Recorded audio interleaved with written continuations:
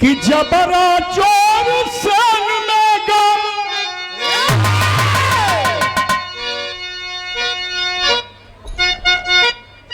मैं नाम नहीं लूंगा। जो शासन सत्ता में बैठे हैं तो जबरा चोर सन में गम अब चोरी करत करावत बा। अरे कुछ न बिगड़त बा चोरवन के जनता शोर मचावत बा।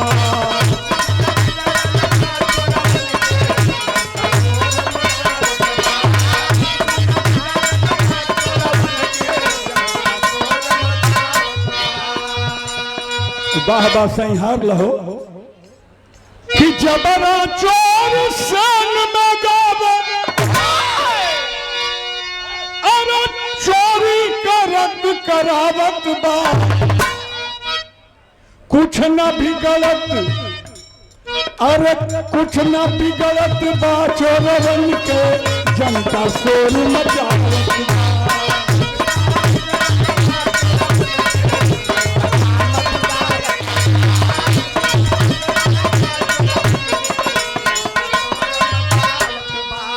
हाय सुना अन्हेर पूरन गरीबा सगरो खुल्लम खुल्ला लूट मचल।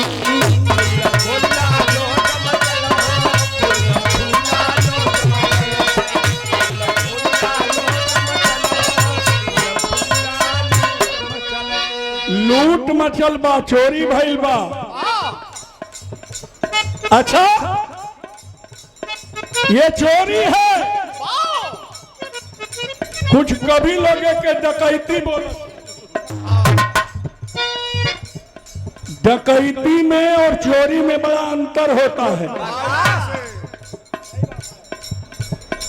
डकैती बता के किया जाता है और चोरी छिपा के नकब काट के किया जाता है।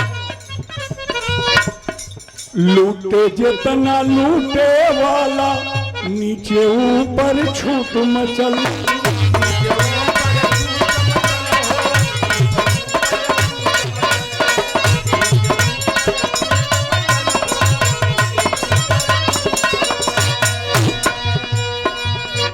निदान ना बारोग का कोढ़िया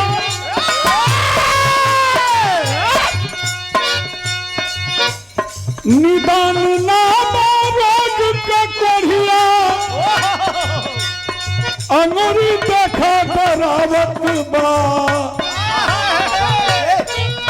अरे जबरा चोर से में गावे चोरी करत करावत।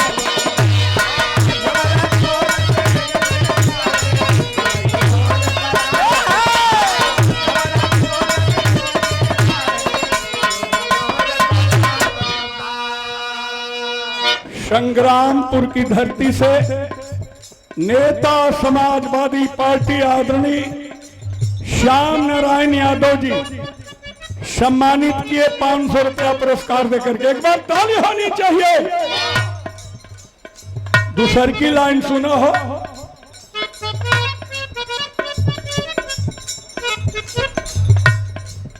अरे मांस की मोटरी को रखवाला मांस की मोटरी को रखवाला गिद्ध बनावल जई है जब।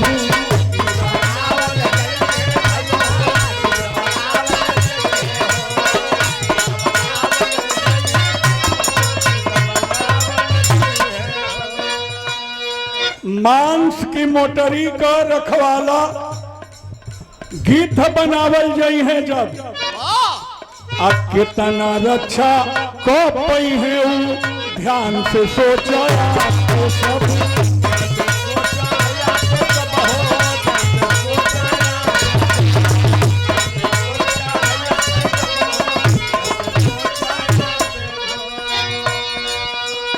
चोर चोर भाई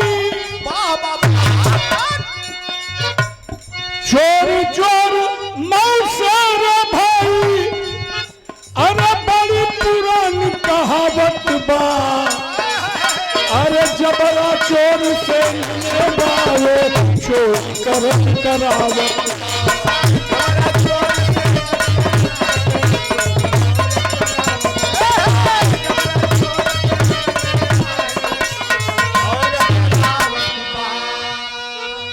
क्या क्या चुराए सब 12 पहलवान 20 मिनट ले ही तरह भाग जा तो हमार बिरहा भी जमले। जब बिरहा हो जा तब हम बुलाई मंच पर यहाँ भजिया बुलवाऊंगा आपको। आप बहुत महान आदमी हैं, मान जाइए 2 लाइन का लेने दीजिए, नहीं तो आधा आदमी तोहार देखी है, आधा आदमी बिरहा देखी है सुनी है, बिरहा खत्म हो जाए। हाई सुना काग भुसुंडी बैठल रहले उनहु के भी उड़ा दिहले।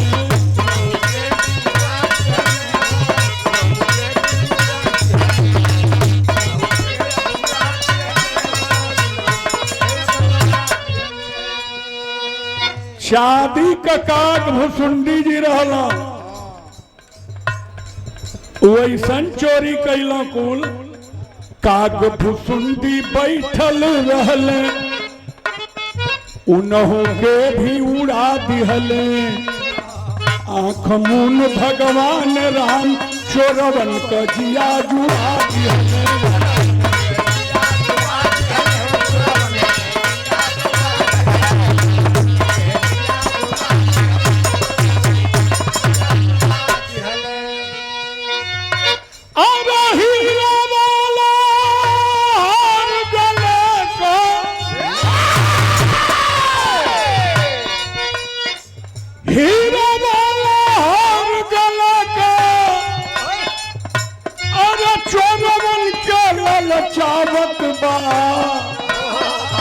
अरे जबरा चोर से चोरी करत करा